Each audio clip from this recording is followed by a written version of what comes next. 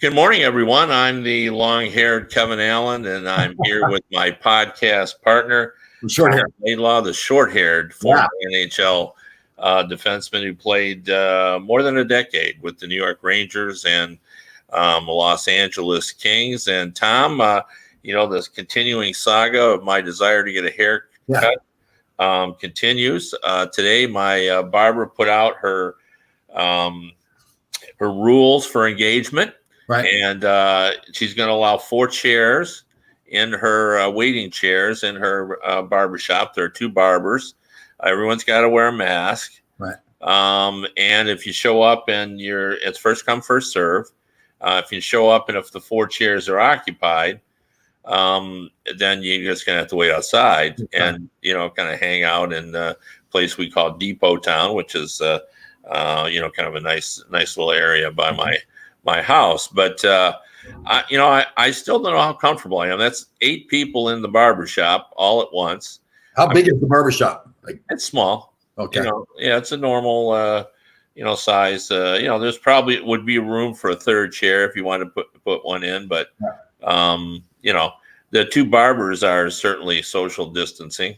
Right. I don't know how they've got the chairs. Maybe they've spread the chairs out, too. So I'm concerned that I'm going to end up looking like the reclusive Howard Hughes.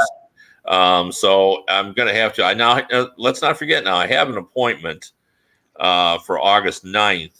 August 9th? Is that the earliest you can get? Well, that's an appointment with someone else who my wife knows of, who I know has been very careful and has been social distancing, and I'm really confident of her. Okay. So I don't know, maybe I'm being overly cautious because I just read a story that said there were 2 barbers who tested positive who had been serving people for a month with masks on. Right. And they did a contact trace and hadn't passed the virus on. So maybe I should just march in and get it done, eh? Well, okay, so you've got options, right? I mean, you don't like my option of just shaving it right down. Yeah, no, I'm just out on that. So that's not an option. I don't even know why, but I just. Is there other barber shops with a bigger area that you could go by and see? Okay, there's fewer people inside, and they do it a little stir. Yeah, I mean, I guess so. I mean, just take a drive around and see what's out there. I'm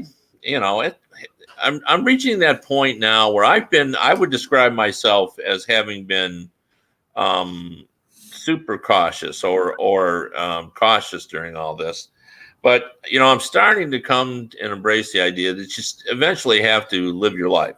Yes. You got it. We all accept chances and take chances in our life, and we accept risks. I mean, that's what insurance is all about.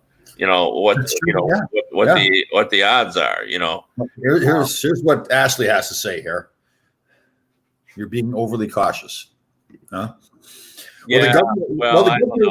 The governor of New York announced the other day he was yelling at everybody on one of his press conferences that he's going to shut down Manhattan and the Hamptons again if people don't smarten up because they're kind of forgetting all about the coronavirus altogether. They're gathering together and no masks and all this. So I do sense around here a real feeling that people are either just fed up with it and just saying, screw it, we're just going to go, or they're just maybe a false sense of safety or whatever, that it doesn't seem to be the same sense of being careful like it was before.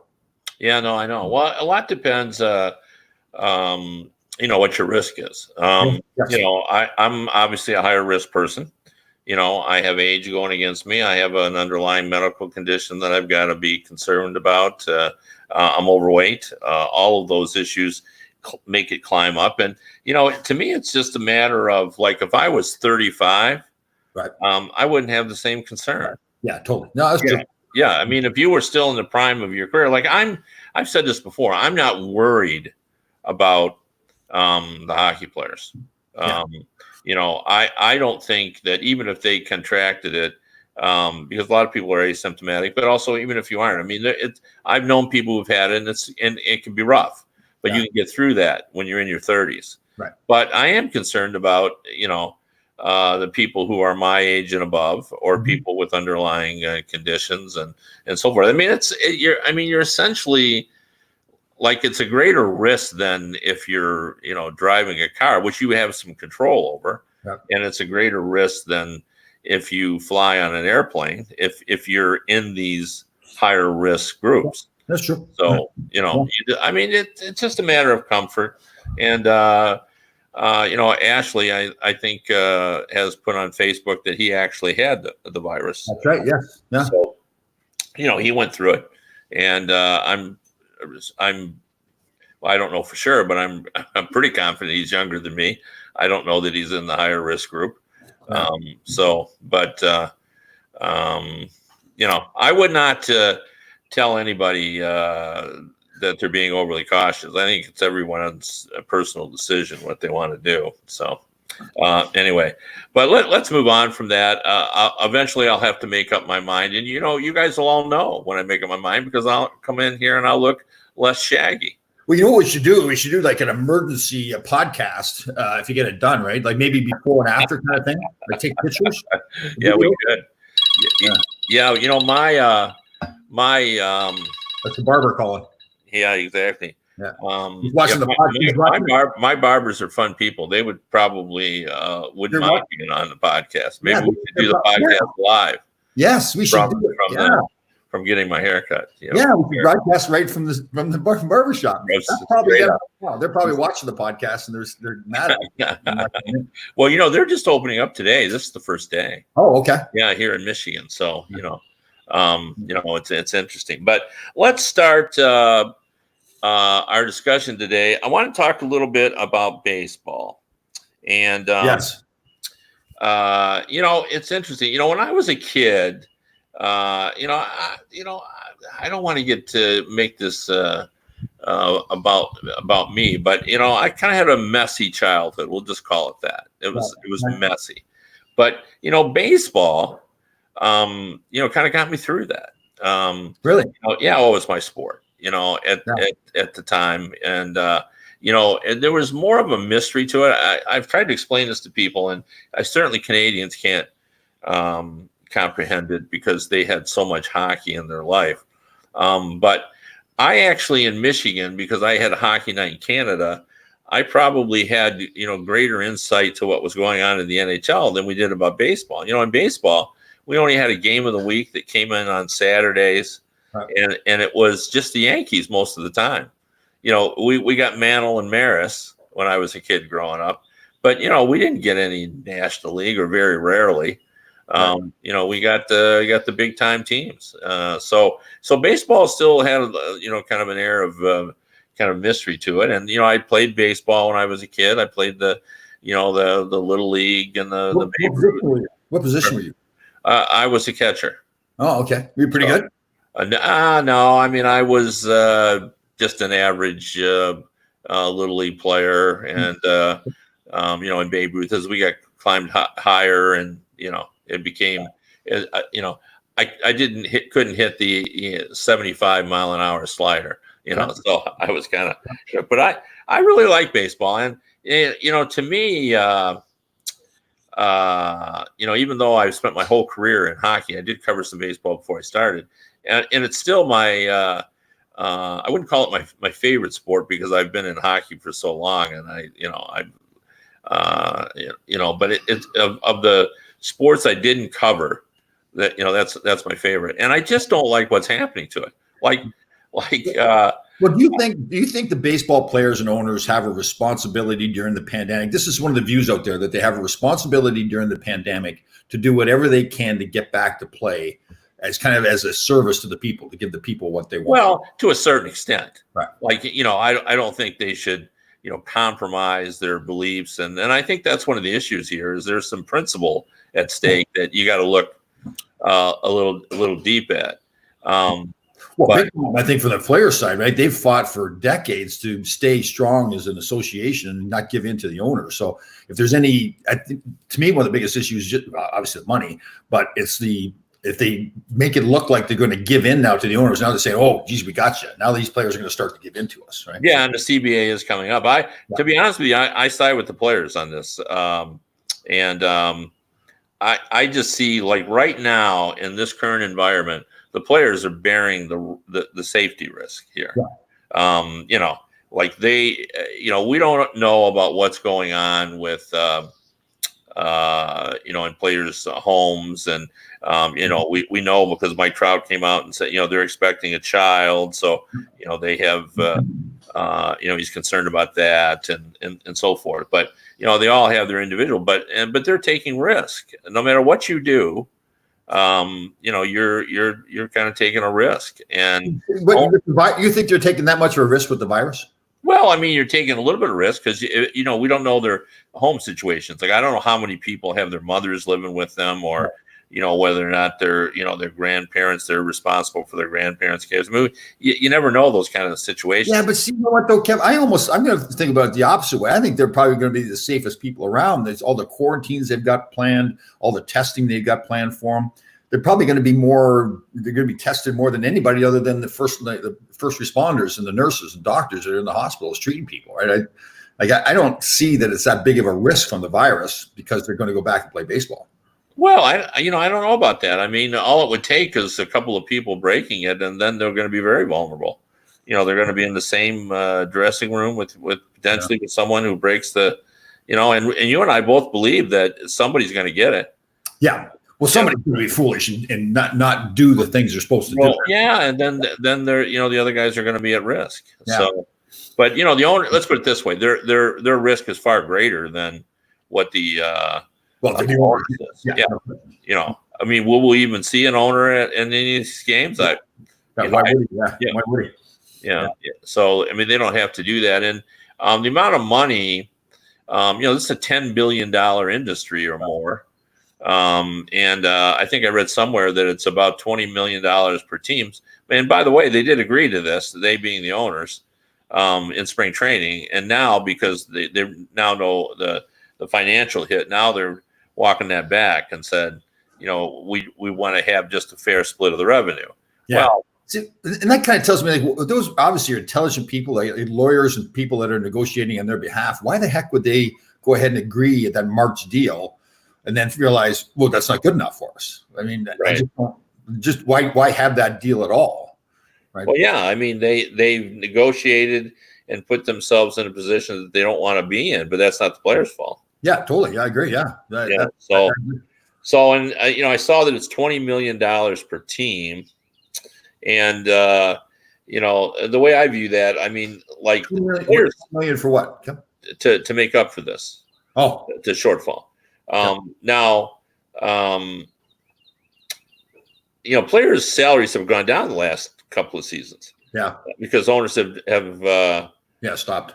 Yeah, they've kind of drawn a line in the sand a little bit. Mm-hmm. Some teams are still spending, but some aren't. And it's fascinating to me here in Detroit. We're in the midst of a rebuilding, so everyone just accepts the fact that the Tigers' payroll isn't where it was a few years ago. Yeah.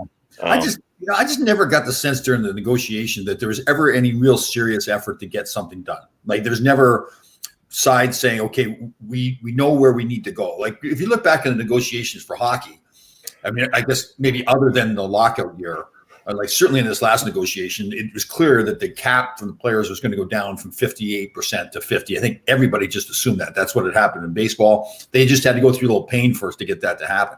But I don't have the sense in this negotiation that there's ever a sense of like, okay, we know where this has to get to, what's fair for both sides. They never right. got close to that, right? So it's something that to me is like, did the owners just always know that the players were never going to give in to anything other than what they agreed to in March, and therefore don't even negotiate in good faith because they're not going to move, and it doesn't work for us? To me, that's the sense I get from these negotiations. Yeah, I mean, I guess from the players' perspective, they're saying, why do we even have to have negotiations? I thought we got this finalized. Yeah, that's true. Yep, absolutely. In the spring, there's no, right. We don't.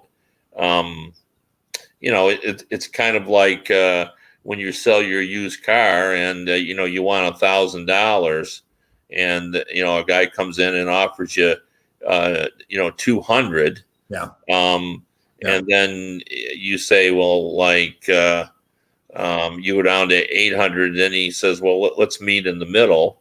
He lowballed you from the beginning. So why do you even go there?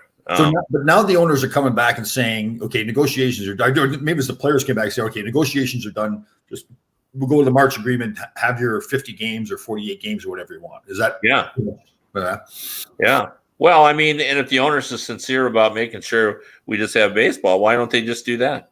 Yeah. I mean, it's not enough games, right? Like a normal Major League Baseball season, 162 games does that constitute? I think the goal is, right, financially, to get to the playoffs where they make all their money. Correct. Right. Yeah. Well, and just add more playoff teams. Yeah.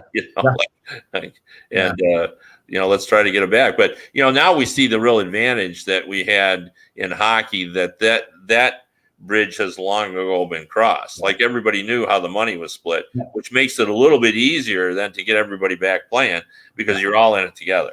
Right, totally. And it behooves the players to get back. They've gotten paid all their salary from the season, so now it's about getting that playoff revenue for the league, which the players then share 50-50. So, yeah, it's a way better system to incentivize guys to come back and play. You didn't think of the pandemic when they did it, but it certainly works that way. Yeah. Well, if I'm baseball too, I'm worried about the long-term kind of impact of this. Like, baseball doesn't have its place in Americana that it once had. It used to be America's pastime. Right. Everybody talked about baseball, and it's now well behind football. Oh, yeah, football owns it. Well, and it just seems like too that, like, when we had the lockout in 04-05 with hockey, when hockey got back, there didn't seem to be any damage done at all to the fans coming back into the building and being loyal. In fact, the sport continued to grow. But it seems like with baseball, their most recent work stoppages, it's been a while, but it really hurt baseball. I mean, the fans didn't come to the buildings anymore. The viewership was down in the TV. We had Michael Zania talking about that last week when he was on. So you kind of wonder, like, I mean, I guess both sides, I see their positions, but man, they got to be careful here with what they're doing to their sport. Well, especially with negotiations looming. I mean, this could move into a lengthy period without baseball, and it's hard enough that in today's youth, they're not scurrying to the sandlots to play baseball. Did you play much baseball in Canada when you were? No, we had softball. I was at. I didn't baseball, like fastball, even being around where I was. It was all softball. So no, we didn't. Never played it. When you were on the Rangers, did you play in that summer softball tournament that they? Yeah, we actually played the Islanders. We had a softball tournament with them in the 80s at the Shea Stadium at the time. We played there, so yeah, it was fun. Were you a big slugger? I mean, could you hit it a long way? No, same way. I'm a terrible golfer. I have a terrible shot in hockey, and this baseball. No, that was never my thing. It was more, I was like the shortstop, third baseman kind of guys. I'm diving in the dirt and all that kind of stuff. But as a hitter, no, I don't know what it is. I just didn't have that natural swing. Well, like all golfers, it's all hockey players are exceptional golfers. Oh, yes, I'm probably one of. There probably is maybe one or two guys that have ever played the game that's terrible at golf. I'm awful. And I have no desire, like even the mental part of it. I just have no desire to play it. Like, I don't get any enjoyment of standing there hitting a golf ball. Huh. Golf is like a good walk spoiled. Is that? Yeah, exactly. Yeah. I love when we play charity tournaments. We have a lot of charity tournaments. I love being on the cart, driving around with people, making fun of everybody. But once in a while, they'll beg me, a best ball tournament, they'll beg me to hit a ball. And I said, all right, it's not going to be pretty. Actually, we did have one recently where we had a long putt. And they said, well, just do a putt for us. So it was like about a 30-foot putt. And I was totally cocky. I was like talking like I was Tiger Woods, and everything. I said, okay, here's what's going to happen here. I'm going to line this sucker up. I lined it up. And then I'm going to hit it. I'm going to hit it perfectly hard. And it's going to go right in the hole. Well, it did. That's like it's total luck. But that was funny. Yeah. So, I mean, what's what's your run doing as a golfer? Or all of it? Is it just? All of it. Right. Just like the whole, like the patience, the concentration. If I hit a bad shot, my reaction is to hit it harder next time, which is the worst thing you can do. It's just the whole, again, just any lack of enjoyment, the thought of being excited about going out and playing golf. I love the golf, the charity tournaments because they're fun. I'm driving around with people, but the golf part, no, not a chance. Yeah. I remember, it must have been the early 80s when, like teams would all get together. I think it was up in Niagara Falls. They would go and have a big tournament. You remember that at all? Yeah. Yep. Yeah, I mean, I don't remember the particulars, but it seems like they would go up there and like they'd get a lot of fans. I'm sure it was for charity, and that sort of thing. But you never went in anything like that. No. Softball, I love playing the charity games, but no, the golf. But I actually would have a ball. Like we would do things. Well, this is way back. This is a while ago. We would, but people are golfing when they're lined up, and I wasn't golfing. Obviously, I wouldn't go on the green, so they have their bags in the cart. Well, I would go and unhook the little strap from the back that holds the bag in. So when they would go to take off, the bag would go flying off. And they would. So you got to mix it up. You can't do it every hole, right? So you do it once, and then you wait for 5 holes. Everybody relaxes. They don't check the bags anymore. Now you go back and you unhook the strap again, and it falls off.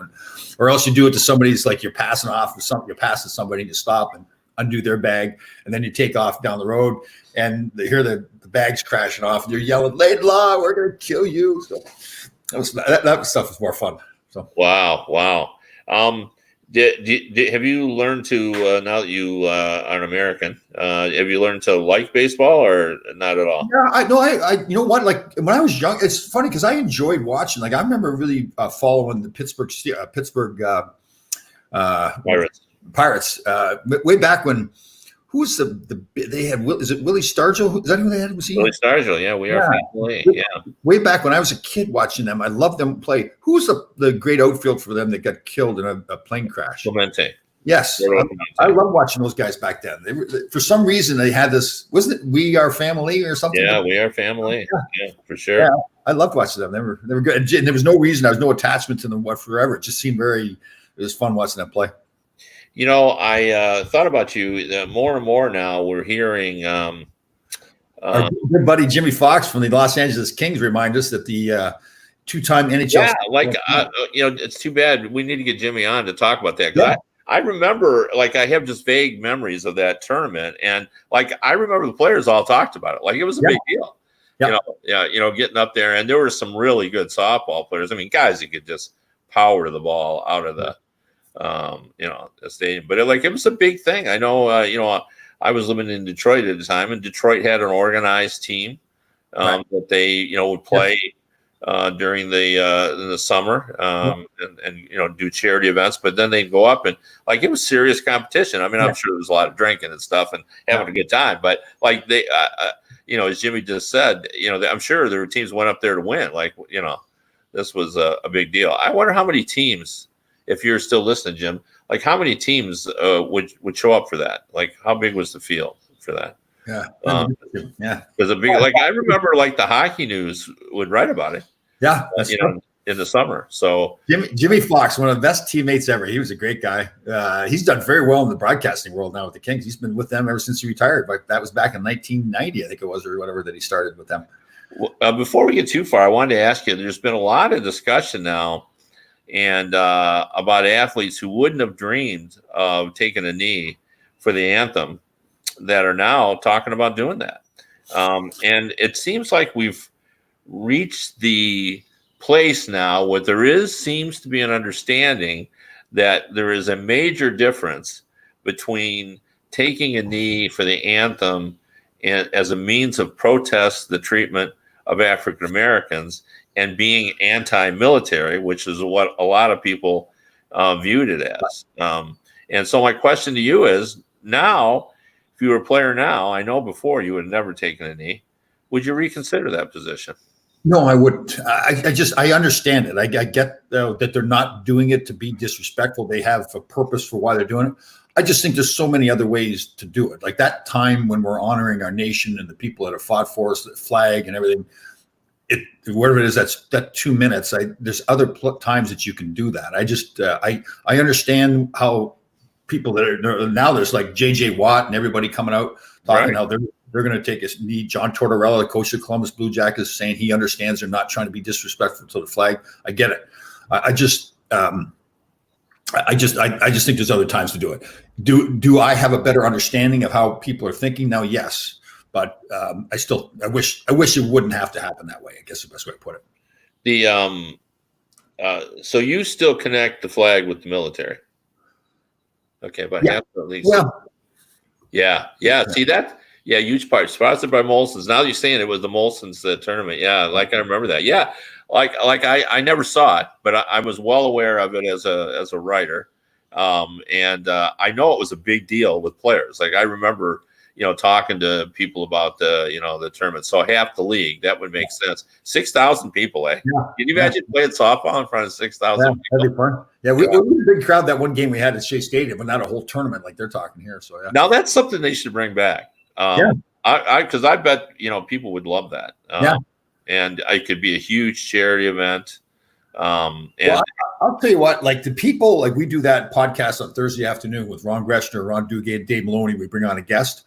I'll tell you, like the fans that are listening to that just loved it. We had Nick Fotiu on. I think we had close to like 9,000 views because the hockey fans just want to hear the old stories and see the old guys together again. So yeah, I mean, like that's the same thing with the softball thing. It's not just the softball; it's the guys kind of interacting with the fans and having fun and joking around. So yeah, well, and I think the stories probably or even better than the softball.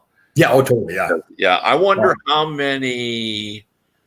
I bet the finals were sober, but in the preliminary rounds, how many sober games we actually had? I'm sure back then it wasn't too many. It'd be different now. No, oh yeah, for sure it would be. Yeah, it's just a different world now in terms of that.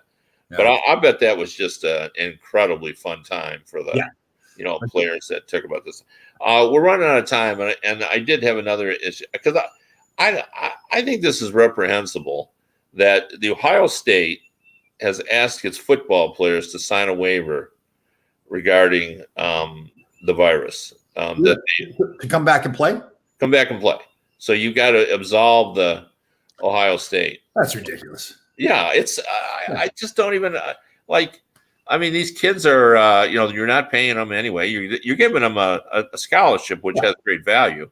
But Ohio State's football team is a huge moneymaker. Now they'll make less money, obviously, this year, because they won't be able to put people in stands. But I just think that's unconscionable. Absolutely. Well, first of all, the thought, I mean, a lot of schools are saying, well, we're not coming back unless the students are in class because they're student athletes. They're not just athletes. They're at, although they a lot of cases they are. But no, you can't ask to sign. Well, but here's going to be the problem, though.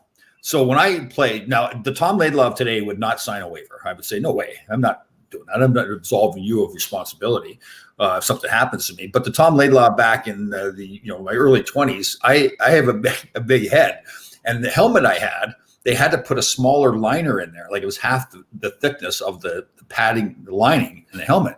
So they made me sign a waiver to use this helmet. I had no choice, so I signed it. I didn't ask a lawyer. I didn't ask my agent. Just signed it. A lot of athletes are going to be like that. They just want to play. But I remember signing it. Like I remember thinking to myself, like now I kind of laugh at myself. I'm an agent now. I wouldn't allow my player to do that.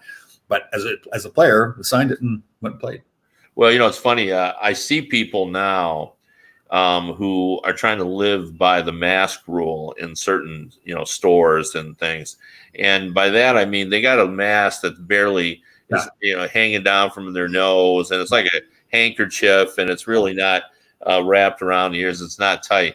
And what it reminded me of is when they had the mask rule and everybody would wear the shields up on their foreheads. Yeah. Like they'd have them on like they were living by the rule, but they were doing no good sitting up on their if anything, it draws a stick that would go by your helmet gets now caught on that mask because it's sticking out farther, right? I know.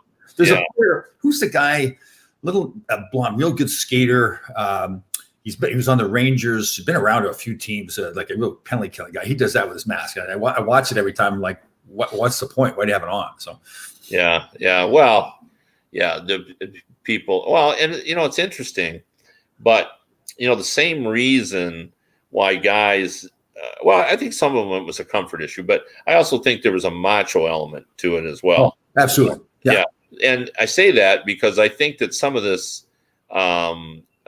Mask wearing issue even with Donald Trump, the president, also not wearing them, and I think it's a macho issue as well. Like I think there's like he doesn't like the look of wearing a mask, like that he's timid, like he's being a little bit. He's a little bit of like like I'm not a sheep kind of mentality. I'm not going to do it just because they're telling me to do it. To be honest, I do get that myself, and I have to be careful with it because sometimes like, no, I'm not doing this. We go for a walk, a place here where I live. They got a really nice beach area and everything. Just place to walk. Well, they painted arrows on the path to make sure that you're all going in the same direction. They don't want people crossing each other.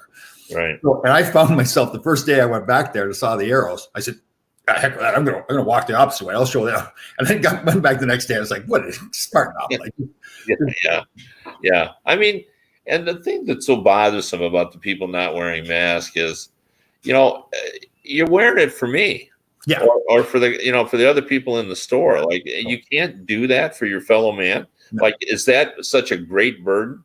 But I'm going to get on my soapbox here a little bit, but isn't that part of like that? To me, that's an issue with us in general with a lot of things. And it's not everybody. There's so many great people out there that do great things all the time. But it just seems there's more and more people that are just saying, well, I'm going to do what's more important for me. I'm not going to worry about you at all. And something like that, that's so simple too. There's so much of that going on. So yeah, no, it's actually kind of sad, but it's that's just the way it is in the world now. Yeah, I know. All right. Well, as usual, we've run out of time, but make sure you catch Tom and his former New York Ranger buddies. I'm telling you, I think it's the best podcast going. They do a great job. It's Thursdays at 2:00. When's your other podcast with Bob Duff? When's that one on? We have it on Tuesday afternoons and Thursday afternoons. We always have a guest. Right. And, we try to keep it about hockey. We do. We have a gambling site that's one of our sponsors. So we talk a little bit about betting and that's it. But mostly it's just about hockey as well. So make sure. Everybody's got to watch that one too. That's excellent. We had Tom as a guest not long ago to talk about the New York Rangers. Won't be long, like July 10th. And then I figure since we have a month before training camp, Tom, don't you think that we're going to need less than 3 weeks for a training camp now because guys are working out. I agree. Totally. Yeah. So I don't know how long the training camp will be. They haven't decided yet, but I've heard people talk about 10 days. That's not an official word, but more people are talking like that 10-day range now. Yeah. Which before, because I think everyone thought that we'd have to just rush back and then get to training camp, we were going to have a lengthier one. So, what it sounds like to me is we're going to be able to start before August 1st. And that'll be interesting. Let's get it on. Okay, sounds good. Thanks. See you Wednesday, guys.